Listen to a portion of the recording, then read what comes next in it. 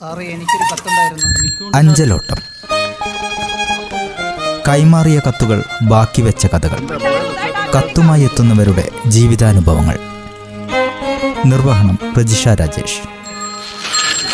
പുഷ്പകുമാരി.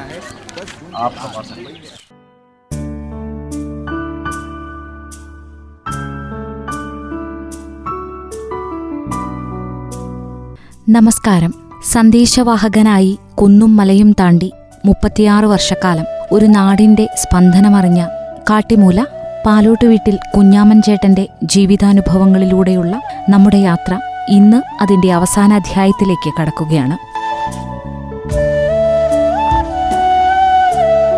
താൻ ചെയ്ത ജോലിയെ അത്രമേൽ സ്നേഹിക്കുകയും ഓരോ കത്തും ഒരു പുഞ്ചിരിയോടെ ജനങ്ങളിലേക്ക് എത്തിക്കുകയും ചെയ്ത പോസ്റ്റ്മാന്റെ ഓർമ്മച്ചെപ്പിൽ ഇനിയും വിലപ്പെട്ട അനുഭവങ്ങൾ ബാക്കിയുണ്ട്. ഔദ്യോഗിക ജീവിതത്തിന്റെ തിരക്കുകളിൽ നിന്ന് മാറി വിശ്രമ ജീവിതത്തിലാണ് ഇപ്പോൾ കുഞ്ഞാമൻ ചേട്ടൻ.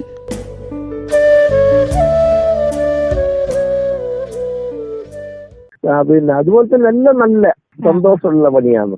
നമ്മൾ ഈ പണി ക്യാഷ് ഓവർസ് ആണെങ്കിലും ക്യാഷ് ഓവർസ് കുറച്ച് റിസ്ക് ഉണ്ട്, പൈസന്റെ കാര്യം അല്ലേ, റിസ്ക് ഉണ്ട്. അതിനേക്കാളും കുറച്ചുകൂടെ നല്ലതാണ് മെയിൽ ഓഫീസറുടെ പണി. എന്ന് വെച്ചാൽ ഒരു പോസ്റ്റ് ഓഫീസിൽ ഒരു ദിവസം പോകണം, പോയി കഴിഞ്ഞാൽ അത് കംപ്ലീറ്റ് വർക്ക് ചെയ്യുക, ഇതെല്ലാം നോക്കി ഫിക്സ് ഒറ്റപ്പെടുത്തി നമ്മള് പിന്നെ ഈ കൊണ്ടോ അല്ലെങ്കിൽ ഇൻസ്പെക്ടർ ഒരു സൂപ്രണ്ടും ഇൻസ്പെക്ടറും പറയുന്ന ചിലപ്പോൾ ഫ്രോഡ് ഉണ്ടെങ്കിൽ ആ ഫ്രോഡ് അന്വേഷിക്കാൻ പോകണം.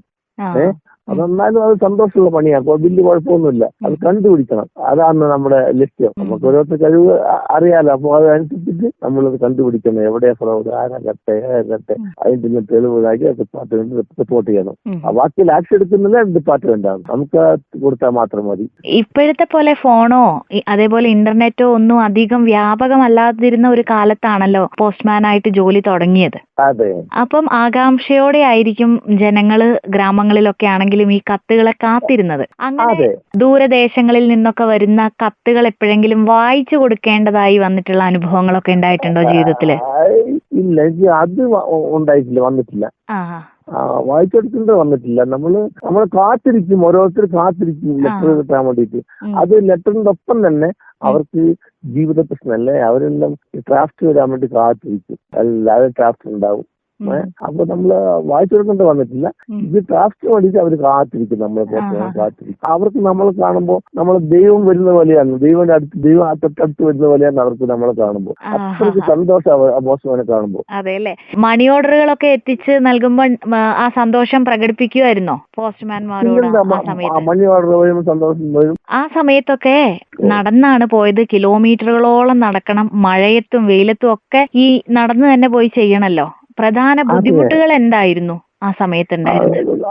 നടന്നു പോകുന്ന ബുദ്ധിമുട്ട് വെച്ചാൽ ബുദ്ധിമുട്ടൊന്നുമില്ല, അതായത് ഏരിയയിലല്ല നടന്നു ചെറിയൊരു ബുദ്ധിമുട്ട്. ഈ മഴ പെയ്യുമ്പോൾ എല്ലാം നനഞ്ഞിട്ടുള്ള ബുദ്ധിമുട്ട് മാത്രമേ ഉണ്ടാവുകയുള്ളൂ. അല്ലാണ്ട് വിഷമമൊന്നുമില്ല, സന്തോഷമേ ഉള്ളൂ. നമുക്ക് എടുക്കാൻ പറ്റുന്ന പണിയല്ലേ ഉള്ളൂ, അപ്പോ സന്തോഷം മാത്രമേ ഉള്ളൂ. ചില 100-ൽ 1-2 മാത്രമേ ഉണ്ടാവും കുറച്ച് വിഷമം, ഏരിയ കുറച്ച് കൂടുതലുള്ളത്. ബാക്കിയൊന്നും കുഴപ്പമില്ല, അത് തീർക്കാവുന്ന പണിയേ ഉള്ളൂ.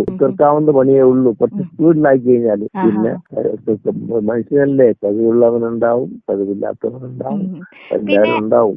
ഇപ്പോഴത്തെ പോലെ വീടുകളൊന്നും അങ്ങനെ അടുത്തടുത്തില്ലല്ലോ പണ്ട് കാലങ്ങളില്. അപ്പൊ ഏരിയ ഉണ്ട്. അപ്പൊ ഒരുപാട് ദൂരങ്ങളിലേക്ക് ഇങ്ങനെ വീടുകൾ അന്വേഷിച്ചു പോവുകയും അപ്പം ഒരുപാട് കാടുകൾ പോലെയുള്ള വലിയ യാത്രാ സൗകര്യം ഇല്ലാത്ത വഴികളിലൂടെയൊക്കെ പോകുമ്പോ എന്തെങ്കിലും അപകടങ്ങളോ അല്ലെങ്കിൽ സാഹസികമായ അനുഭവങ്ങളൊക്കെ ഉണ്ടായിട്ടുണ്ടോ? സാഹസികമായിട്ട് എനിക്ക് അനുഭവം ഉണ്ടായിട്ടില്ല. അങ്ങനെ അനുഭവം ഉള്ള ആൾക്കാരുണ്ട്. നമ്മള് പിന്നെ ആൾക്കാരുണ്ട്. ചില ആനക്കാടുകൾ ഉണ്ടാവും, ആനയുള്ള പ്രദേശങ്ങളും ഉണ്ടാവും. അപ്പൊ ലെറ്റർ ഉണ്ടെങ്കിൽ കൊടുക്കണമല്ലോ. അപ്പം പോകുന്ന വഴിക്ക് പറയുന്നേക്കാം അവിടെ പിന്നെ ഭയങ്കര ആനശല്യാണ്. അങ്ങോട്ട് പോകുമ്പോ ആന ഓടിച്ച ആൾക്കാരൊക്കെ ഉണ്ട്, ആന വരുമ്പോ ഓടിപ്പോയ ആൾക്കാരൊക്കെ ഉണ്ട്. അപ്പൊ പിന്നെ എന്താ ചെയ്യാ, പോവാണ്ടിരിക്കാനും പറ്റില്ല. അങ്ങനത്തെ സ്ഥലങ്ങളുണ്ട്, തിരുനെല്ലി പോലത്തെ സ്ഥലങ്ങള്. തിരുനെല്ലി അങ്ങനെ സ്ഥലങ്ങളുണ്ട്, ആനക്കാടുള്ള സ്ഥലമുണ്ട്. പോകാണ്ടിരിക്കാൻ പറ്റില്ല. പിന്നെ അന്ന് സൈക്കിളുണ്ട്, സൈക്കിൾ ഉണ്ടാവും.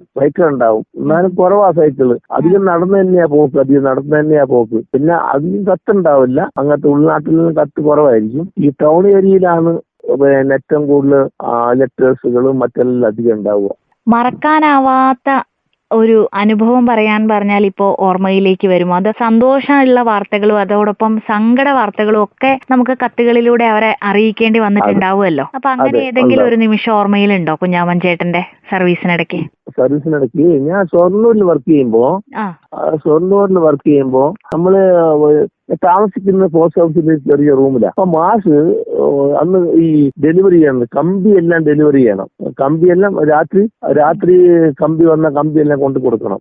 മരിച്ച കമ്പി ഉണ്ടാവും, അതെല്ലാം കൊടുക്കണം. അപ്പൊ നമ്മള് മാഷ് പറയും കമ്പിയുണ്ട്. അപ്പോൾ ഡ്യൂട്ടിയെല്ലാം കഴിഞ്ഞ് 8-10 ആകുമ്പോൾ കിടക്കാനാകുമ്പോ പറയാം, പോസ്റ്റ്മാന് ഒരു കമ്പിയുണ്ട്, ഒരു മരിച്ച കമ്പി, എന്താ ചെയ്യാ? അപ്പൊ ഒന്ന് കൊടുക്കണം എന്ന് പറയും. ഞാൻ അങ്ങനെ ഒരു ദിവസം ഒരു കമ്പി മാഷ് തന്നു. ഞാനിത് എടുത്തുകൊണ്ട് പോകുമ്പോ രാത്രി 10 മണിയായി. ഞാനിങ്ങനെ പോകുമ്പോ പട്ടികളെല്ലാം കൂടി വളഞ്ഞു വെച്ച് തന്നെ. പട്ടികളെല്ലാം വളഞ്ഞു വെച്ച് അപ്പുറത്തേക്കാണ്. പിന്നെ ആൾക്കാരെല്ലാം കേട്ടിട്ട് പട്ടി വലിച്ചു കേട്ടിട്ടുള്ള ആൾക്കാരെല്ലാം പുറത്ത് വന്ന് നോക്കുമ്പോൾ ഞാൻ പോസ്റ്റ്മാനാണ് ഒറ്റയ്ക്ക് നിൽക്കുന്നു രാത്രി. അപ്പൊ എന്താ രാത്രി ഒറ്റയ്ക്ക് നിൽക്കുന്നു പറഞ്ഞ് ഞാൻ കമ്പി കൊണ്ടുവന്നതാണ്, മരിച്ച കമ്പി എന്ന് പറയുമ്പോഴത്തേക്കും അവരെല്ലാം നമ്മളെ കൂടെ സഹകരിച്ചിട്ട് അത് ആ വീട്ടിൽ കൊണ്ടുകൊടുക്കുകയായിരുന്നു. രാത്രി 10-11 മണിക്ക്, രാത്രി 11 മണിക്ക്.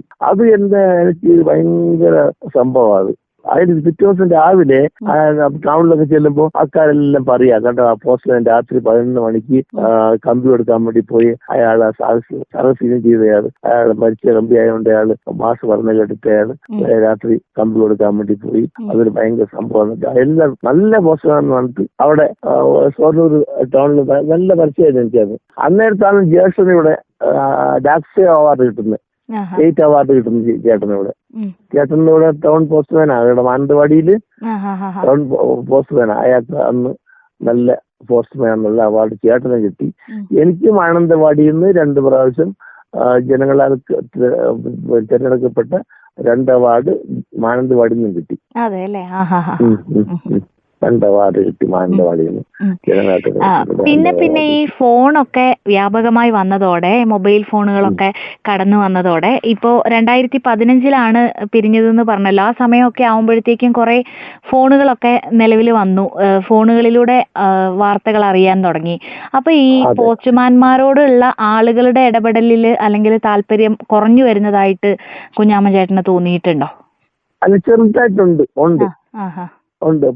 ഫോണുകളിൽ വന്നപ്പോ കത്തിന് എന്തൊക്കെ പോസ്റ്റ് ഓഫീസിനോടുള്ള ഇതെല്ലാം കുറഞ്ഞു വരുന്ന ഉണ്ട്.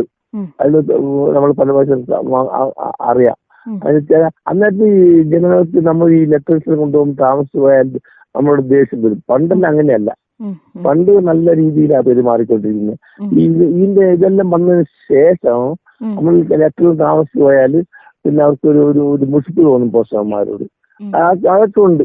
അതും സാധനമുള്ളതാണ്, അത് ഉണ്ട്.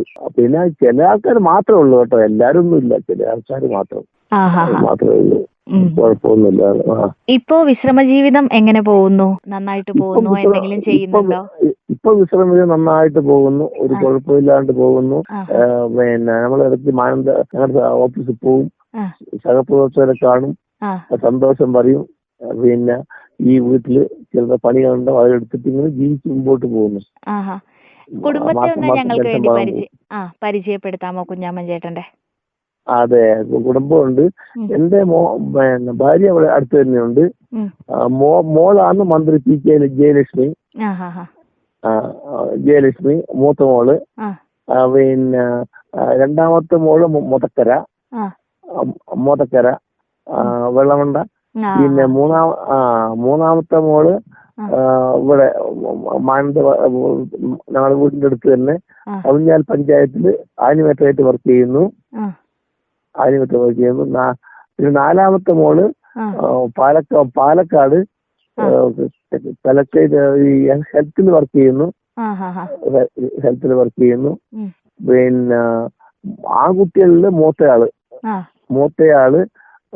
കോപ്പറേറ്റീവ് ബാങ്കില് ക്ലർക്കായിട്ട് വർക്ക് ചെയ്യുന്നു. ആഹാ. ഇളയ മോൻ സബ് ഇൻസ്പെക്ടറായിട്ട് പോലീസിൽ വർക്ക് ചെയ്യുന്നു കണ്ണൂര്. അതെ അല്ലേ? ആഹാ. കണ്ണൂരിൽ വർക്ക് ചെയ്യുന്നു. ഉം, ഉം. ഇങ്ങനെ 6 മക്കള്, ആഹാ. 4 പെണ്ണ്, ഇളയത് 2 ആൺകുട്ടികൾ. ആഹാ. എന്റെ മക്കളോടും കുടുംബ ജീവിതം. പേരക്കുട്ടികളോടും ഒക്കെ ഒപ്പം സുഖമായിട്ട് ഇപ്പൊ പോകുന്നു. ഓ, സുഖമായിട്ട് പോകുന്നു, സന്തോഷമായിട്ട് പോകുന്നു. അവസാനായിട്ട് ചോദിക്കട്ടെ, ഇപ്പോ കുഞ്ഞാമൻ ചേട്ടൻ മക്കളെയൊക്കെ നല്ല രീതിയിൽ വിദ്യാഭ്യാസം കൊടുത്ത് വളർത്തി. പോസ്റ്റ്മാൻ ആയിട്ടായിരുന്നു തുടക്കം. ഈ ഒരു ആദ്യം പറഞ്ഞു ആദ്യകാലങ്ങളിലൊക്കെ ശമ്പളം വളരെ കുറവായിരുന്നു എന്നുള്ളത്. അപ്പൊ ഈ പോസ്റ്റൽ മേഖലയിൽ ശമ്പളം കുറവാണ്, ഇത് നമ്മളുടെ മക്കളുടെ വിദ്യാഭ്യാസത്തിനാണെങ്കിലും കുടുംബ ചെലവിനാണെങ്കിലും ഒക്കെ ഒരു ശമ്പളം എന്ന രീതിയിൽ തികയുന്നില്ല എന്നുള്ളൊരു ബുദ്ധിമുട്ട് എപ്പോഴെങ്കിലും ഒക്കെ തോന്നിയിരുന്നോ? ഓ, ഭയങ്കര ബുദ്ധിമുട്ട്. അന്ന് ഭയങ്കര ബുദ്ധിമുട്ട്. പൈസ അന്ന് കുറവായിരുന്നില്ല, പൈസ കിട്ടില്ല. നമുക്ക് അത്യാവശ്യം സ്ഥലങ്ങളും പറമ്പുകളും ഉള്ളതുകൊണ്ട് നമ്മൾ വന്ന് പണിയും കഴിയും മറ്റേ അധ്വാനിച്ച് കുറച്ച് കാപ്പിയും കുരുമുളക് ഇതൊക്കെ തോട്ടത്തിൽ ആദായം ഉള്ളത് കൊണ്ട് നമ്മൾ ഒരു വർഷം കൂടുമ്പോൾ ഒരു ആദായം കിട്ടുമല്ലോ. അതുകൊണ്ട് കുട്ടികൾക്ക് ഡ്രസ്സ് മറ്റെല്ലാം വാങ്ങിക്കൊടുക്കും. അങ്ങനെ പണിയെടുക്കും. 4 മണിക്കൂർ പണിയുണ്ട്. അത് തീരില്ല, എന്നാൽ തന്നെയും പിന്നെ കഴിയുന്നതും സമയത്തിന് പണിയെടുത്ത് വന്നിട്ട് വീട്ടിലെന്തെങ്കിലും പണിയെടുത്തിട്ട് അതുണ്ടാക്കിയിട്ട് ആദായം ഉണ്ടാക്കിയിട്ട് അത് വിറ്റ് പൈസ ഉണ്ടാക്കി കുട്ടികൾക്ക് വേണ്ടതെല്ലാം മഴുത്തി കൊടുക്കും. അങ്ങനെ ജീവിതം പിടിപ്പിച്ച് മുമ്പോട്ട് പോയി. പിന്നെ പ്രൊമോഷനായി, പിന്നെ പൈസയായി. കുഴപ്പമില്ല. അങ്ങനെ വലിയ പൈസ ഒന്നും ഇല്ല. എന്നാലും ഡിപ്പാർട്ട്മെന്റിൽ അന്നെല്ലാം പൊതുവെ ശമ്പളം കുറവാണ്. ഇന്നിപ്പോ കുഴപ്പമില്ല, നല്ല രീതിയിൽ ശമ്പളമായി എല്ലാവർക്കും. അപ്പൊ ഒരുപാട് സന്തോഷം. റേഡിയോ മാറ്റ്ലിയുടെ ഈ ഒരു പുതിയ പോസ്റ്റ്മാൻമാരെ പരിചയപ്പെടുത്തുന്ന പരിപാടിയിൽ ആദ്യം തന്നെ ഈ ഒരു മേഖലയിൽ ഇത്രയും പരിചയ സമ്പത്തുള്ള താങ്കളെ പരിചയപ്പെടുത്താൻ കഴിഞ്ഞതിൽ ഒരുപാട് സന്തോഷം. അതെ, സന്തോഷം, ഭയങ്കര സന്തോഷം. അതുപോലെ മാനന്തവാടി റേഡിയോയിലെ എന്റെ എല്ലാവിധ ആശംസകളും നേരുന്നു. ഒരുപാട് സന്തോഷം. വിശ്രമ ജീവിതം ഇനിയും നന്നായി മുന്നോട്ട് പോകട്ടെ എന്നും ആശംസിക്കുകയാണ്. ശരി, സന്തോഷം. ഒരു കത്തുപോലെ ഹൃദ്യമായിരുന്നു കുഞ്ഞാമൻ ചേട്ടന്റെ ഈ ജീവിതയാത്രയും. ജോലിയോടുള്ള ആത്മാർത്ഥതയും കരുതലുമാണ് അദ്ദേഹത്തെ ഇന്നും എല്ലാവരുടെയും പ്രിയപ്പെട്ടവനാക്കി നിർത്തുന്നത്. 36 വർഷത്തെ സേവനം, ഒരു ജനപ്രതിനിധിയുടെ പിതാവെന്ന നിലയിലുള്ള അഭിമാനം, ഇത്രയും മനോഹരമായി തന്റെ പോസ്റ്റ്മാൻ ജീവിതം നമുക്ക് മുന്നിൽ തുറന്നുവെച്ചതിന് കുഞ്ഞാമൻ ചേട്ടന് നന്ദി. കത്തുകളിൽ ബാക്കിവെച്ച കഥകളുമായി അടുത്തയാഴ്ച പുതിയ അതിഥിയുമായി അഞ്ചലോട്ടം വീണ്ടും എത്തും. നന്ദി, നമസ്കാരം.